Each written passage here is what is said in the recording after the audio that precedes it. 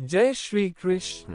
काबिल बनना है गिरना पड़ेगा मेरे दोस्त, बार बार गिर के संभलना भी पड़ेगा, तब जाकर कुछ लोग सफल होते हैं। जो निरंतर प्रयास करते रहते हैं, अपने कार्यों पर मेहनत करो, निश्चय ही परिणाम आपके पक्ष में आएंगे। क्यों भरोसा करता है गैरों पर, जबकि चलना अपने पैरों से है, कार्य करना अपने काब से है।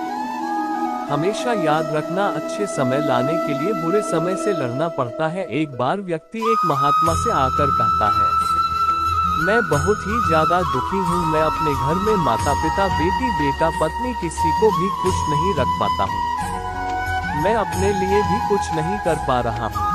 कभी कभी मुझे अपनी जिंदगी को खत्म कर देने का भी ख्याल आते हैं।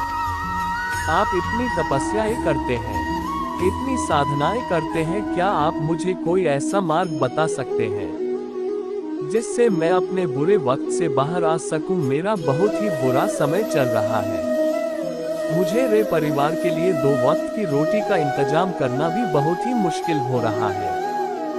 हे महात्मा, आप हो बताएं, ऐसे वक्त में जिंदा भी रहूं तो कैसे रहूं? कैसे अपने परिवार को खुश रखूं? कृपा करके कोई साधारण सा तरीका बताने की कृपा करें ताकि मैं आसानी से समझ सकूं। ज्यादा पढ़ा लिखा तो हूं नहीं, अगर आप बड़ी बड़ी ज्ञान की बातें करेंगे तो शायद मैं समझ ही नहीं पाऊंगा। ये सुनकर महात्मा मुस्कुराते हुए कहा कि तुम एक काम कर सकते हो। फिर महात्मा ने सामने की ओर इशारा करते हुए कहा कि ऊंची पहाड़ी पर एक मंदिर है। उस मंदिर के पास चींटियों का घर है, जहां पर लाखों की तादाद में चींटी रहती है। तुम्हें सुनने में बड़ा अजीब लगेगा, लेकिन वह चींटी उस मंदिर की जमीन को खराब कर रही है, उस मिट्टी की उपजाऊ शक्ति को खत्म कर रही है, जिसके कारण वहां कोई भी पेड़ या घास पनप नहीं पाती है। पहले तो ये काम करो, बाद में तुम्हारे सवालों का जवाब दूंगा। तुम 7 दिनों तक रोज उसी पहाड़ी पर जाओ और उस चींटियों का रहने के स्थान को तहस नहस कर दो। जब तक जहां कहीं पर भी चींटियों का घर दिखे, मंदिर के आसपास सारे चींटियों के घर को नष्ट कर देना। लेकिन याद रखना, चींटियों के घर को नष्ट करते समय को भी चींटी मरनी नहीं चाहिए। इस बात का समझने का प्रयास करते हुए वह युवक वहां से चला गया। शायद उसको समझ नहीं आया था कि महात्मा जी ऐसा क्यों करवा रहे हैं, उन चींटियों के साथ अन्याय क्यों करवा रहे हैं जो उनके घर को नष्ट करवा रहे हैं।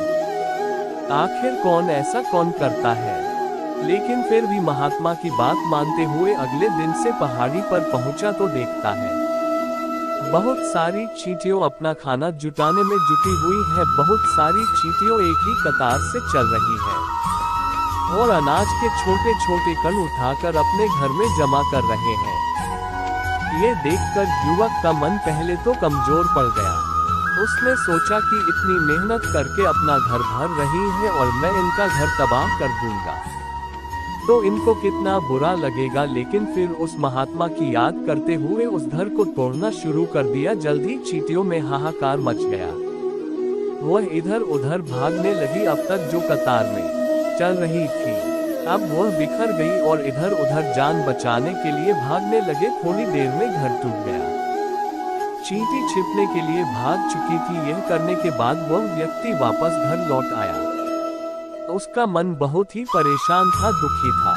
उसका मन पश्चाताप से भरा था। फिर उसने रात को बिस्तर पर बैठकर सोचता रहा कि अब तो उन चींटियों का घर तबाह हो चुका है, अब वहां जाने का क्या फायदा होगा, क्योंकि चींटियों का घर तबाह करने को महात्मा जी ने कहा था, जो मैं कर चुका हूं। लेकिन उस महात्मा के कहने के अनुसार दूसरे दिन जाने का निर्णय लिया। अगले दिन सुबह उठकर वह उसी पहाड़ी पर पहुंच गया जहां उसने कल चींटियों के घर को तहस नहस किया था। लेकिन देखकर चौंक जाता है कि उन चींटियों ने फिर से अपना घर बना लिया है। अब वह फिर से अपने घर में अन्न जमा कर रही थी। उस आदमी की चींटियों बहुत ही मूर्ख लगी। कल उसी ने चींटियों का घर तबाह किया था, उसी जगह पर उन चींटियों ने फिर से अपना घर बना लिया। ये सोचकर वह आदमी हंसने लगा। लेकिन फिर उस महात्मा के कहने के अनुसार उन चींटियों के घर को पूरी तरह से नष्ट कर दिया। कल की तरह चींटियों अपनी जान बचाने के लिए इधर उधर भागने लगी। इस बार चींटियों के घर को अच्छी तरह से बर्बाद कर दिया। इस बार उस आदमी ने चींटियों के घर पर पानी भी डाल दिया, जिससे वह दोबारा से घर ना बना सके। वह युवक अपना कार्य पूरा करके वापस घर आ गया। वह आदमी आज राज भी यही सोच रहा था कि महात्मा जी सही करवा रहे हैं। क्या किसी का घर तबाह कर देना किसी सिद्ध पुरुष को शोभा देता है? क्या हो अगर वह महात्मा सिद्ध पुरुष ही ना हो, अगर वह हमें बेवकूफ बना रहे हैं? तो फिर उसने निश्चय किया कि मैं अपने कार्य को पूरा करके ही पता करूंगा कि वह मुझसे ऐसा क्यों करवा रहे हैं। यही सोचता हुआ वह सो जाता है। अगले सुबह उठकर पहाड़ी पर पहुंचा और देखा कि चींटियों का घर वहां नहीं है। अब उसने सोचा कि महात्मा के पास जाकर कहेगा कि उन चींटियों के घर को हटा दिया है। जैसे ही वह व्यक्ति आगे की ओर बढ़ता है और कुछ ही दूरी पर चींटियों के नए घर को देखकर रुक जाता है। वहां चींटियों अपने लिए खाने का प्रबंध कर रही थी। उस व्यक्ति को चींटियों पर बहुत दया आ रही थी, लेकिन महात्मा के कहे अनुसार उस व्यक्ति ने चींटियों को बिना नुकसान पहुंचाए उनके घर को नष्ट कर दिया। वक्त थोड़ा ज्यादा लगा क्योंकि चींटियों को नुकसान पहुंचाना नहीं था। उसने बड़ी ही सावधानी से चींटियों के संपूर्ण घर को तबाह कर दिया और दुखी मन से वापस घर जाने का निश्चय किया।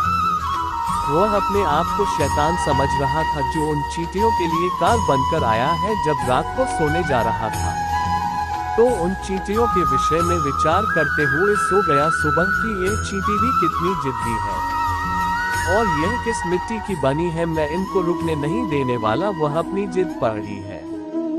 यह इतनी छोटी चींटी और खुद पर इतना भरोसा। उस दिन चींटियों के घर को कुछ ज्यादा ही बर्बाद करने की सोची। जब चींटियों का घर तबाह कर रहा था तो बहुत सारी चींटी पैरों के नीचे दबकर मर गई। कुछ देर बाद चींटियों को मरा हुआ देखता है तो बहुत ही दुखी होता है। अब वह अंदर से टूट चुका था। उसने उन चींटियों से हार मान ली। उस रात को उसे नींद नहीं आई। अगले ही सुबह वह जल्दी उठकर उसने कुछ आटा लिया और पहाड़ी पर पहुंचा और देखा कि ची अपना घर कल के बर्बाद घर के कुछ दूरी पर बना रही है, कुछ भोजन इकट्ठा कर रही है। उस व्यक्ति ने चींटियों के घर के बगल में कुछ आटा डाल दिया और बड़े ही प्यार से चींटियों को देखता रहा। थोड़ी देर बाद वह व्यक्ति वहां से उठकर महात्मा के पास पहुंचा। महात्मा को नमस्कार किया और बोला, हमें माफ कर दो, मैं उन चींटियों के घर को वहां से हटा नहीं पाया। अब हमें हमारे सवालों के जवाब भी नहीं मिल पाएंगे। इतना कहकर वह जाने लगा। ये बात सुनकर महात्मा बोले, तुम इतने विशालकाय होकर भी उन छोटी सी चींटियों का कुछ भी बिगाड़ नहीं पाए। इस पर उस व्यक्ति ने कहा, महात्मा जी, मैंने उनका घर एक नहीं, दो बार नहीं बल्कि 4 बार तबाह किया। एक बार तो कुछ चींटियों की जान भी चली गई। इस पर महात्मा जी बोले कि यही चींटियों से सीखने को मिलता है। चींटियों का घर 4 बार तोड़ने के बाद भी उन्होंने हार नहीं मानी और अपने कार्य को करती रही। हम इंसान 1-2 बार में ही हार मानकर बैठ जाते हैं और किस्मत को दोष देने लगते हैं।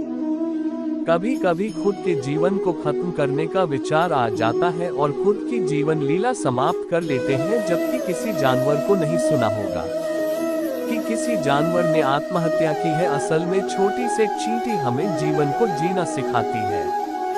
सिर्फ अपने कार्य को ही अपना कर्म समझे और चींटियों की तरह निरंतर मेहनत करते रहे जब तक हम सफल न हो जाएं।